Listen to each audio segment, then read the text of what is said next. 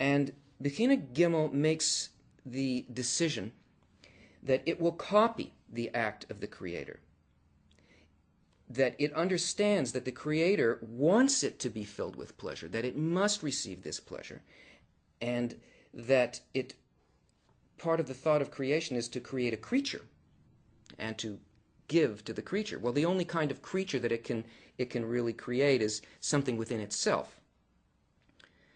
So it makes the decision that it will receive a portion of the light, say 20% of the light, under the condition that it only does it in order to fulfill the thought of creation, this desire of the Creator to create a creature and fill it with delight. So it will receive it with the intention that by its reception it fulfills this thought. And this is the only mode in which reception can be giving. But giving is an intention. It doesn't matter what the act is. It's an intention. So this is really in similarity of form with this to a certain degree. This 80% of Or Hasidim, of the returning light, it's still pleasure. It's still light coming into it, but she pays no attention to it here. This mixed phase in Sephirot is called Zer Anpin.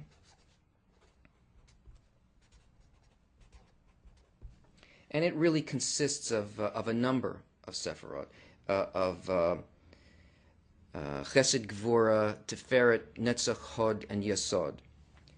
It's a mixed phase that allows for reception in order to bestow. So in this simulation of the act of bestowal that Bechina Gimel does, a new discernment is born.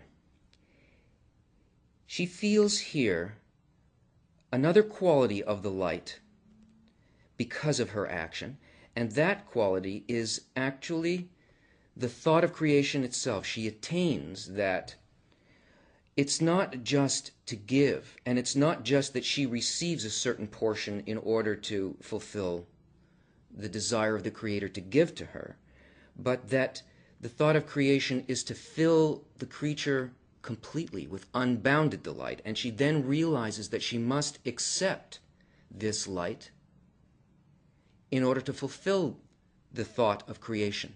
She must accept the whole light. So here,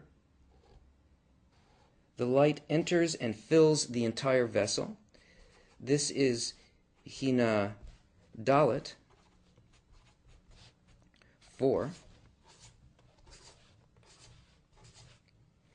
But this is very different than Bechina Aleph. Even though it looks the same, something very different has occurred here. Because here, in 1, 2, 3, and 4, all of these actions were not independent actions. These were all actions done by the Creator. The force of the light, the response, and the desire created in each one of these were actions done by the Creator. Here, something entirely new happens. This is an independent desire to be and do precisely what the Creator had placed there. So here, in the intention to receive all of this light, there is the possibility of the equivalence of form with the very thought of creation itself. At this point, everything changes for the creature. There is a restriction, a change in the nature of desire that happens here.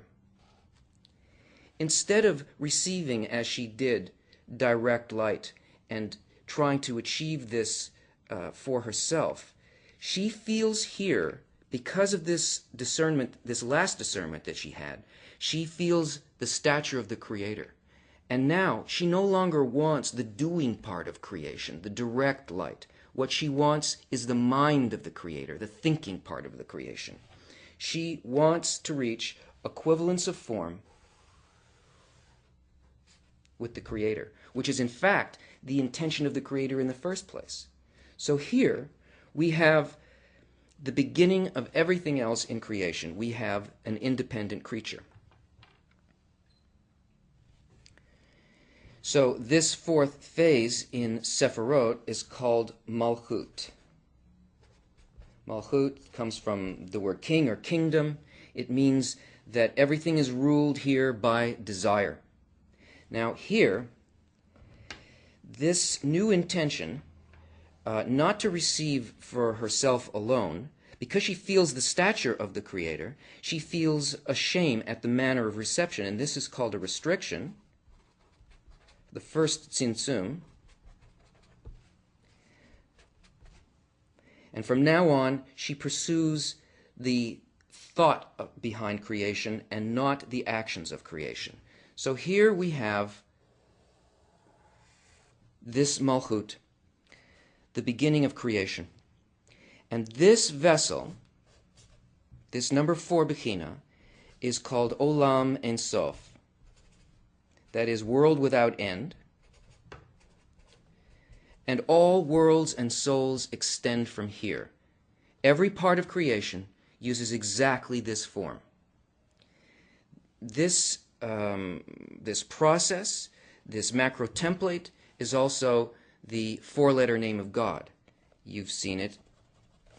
There's the tip of the Yod, K, the Vav, and the lower Hey, the Havaya. When you see this name, it represents this series of forces. All names and words in Kabbalah are like formulas in physics. They talk about relationships of light to Kli.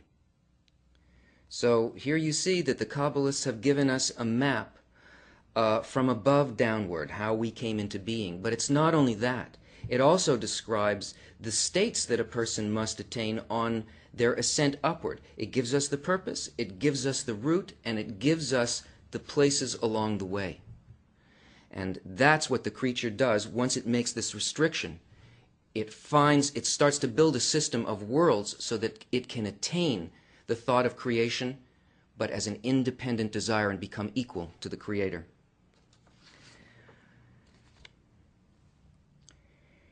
This is a quote from Rav Lightman.